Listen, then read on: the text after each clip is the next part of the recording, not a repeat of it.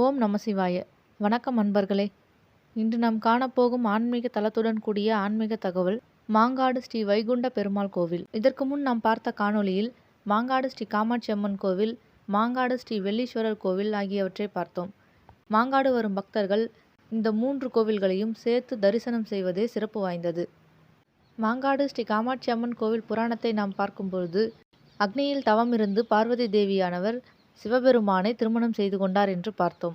அன்னையின் தவத்தை ஒப்புக்கொண்ட சிவபெருமான் பார்வதி தேவியை திருமணம் செய்து கொள்ள மாங்காடு வந்தார். விஷ்ணு பகவானும் தன் சகோதரியான மணமகள் பார்வதி தேவிக்கு பரிசு பொருட்களுடன் திருமணத்திற்கு இத்தலத்திற்கு வந்தார்.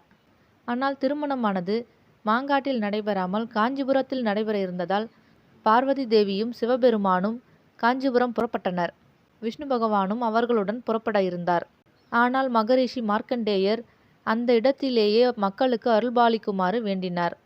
ரிஷியின் வணங்குதலை ஏற்ற விஷ்ணு பகவான் இங்கேயே தங்கி அருள்பாலிக்கிறார். தன் தங்கைக்கு சீர்வரிசையாக கொண்டு வந்த மோதிரத்துடன் ஸ்ரீதேவி பூதேவி சமேதராக அமர்ந்த கோலத்தில் இத்தலத்தில் காட்சியளிக்கிறார்.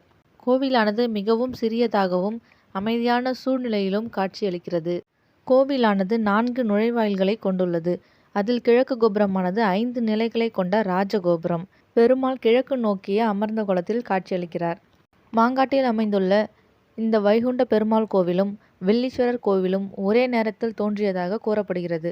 மார்க்கண்டேய முனிவர் அமர்ந்த கோலத்தில் கருவறையில் பெருமாளை வணங்கியபடி காட்சியளிக்கிறார். கோயிலின் வெளிப்பிரகாரத்தில் ஆண்டாளுக்கு தனி சன்னதி கிழக்கு நோக்கி அமைந்துள்ளது. சக்கரத்தாழ்வார் மற்றும் ஆஞ்சநேயருக்கு தனித்தனி சன்னதிகள் உள்ளன. கோவிலின் இடதுபுற சுவரில் ராமர், சீதை, லட்சுமணன், ஆஞ்சநேயர் ஆகியோருக்கு தனித்தனி சிலைகள் உள்ளன. 15க்கும் மேற்பட்ட பசுக்கள் மற்றும் கன்றுகள் அடங்கிய கோசாலை உள்ளது. கோசாலை கோயிலின் பின்புறம் அமைந்துள்ளது. வைகுண்ட பெருமாள் கோவிலானது மாங்காடு காமாட்சி அம்மன் கோவிலில் இருந்து ஒரு அரை கிலோமீட்டர் தொலைவில் அமைந்துள்ளது.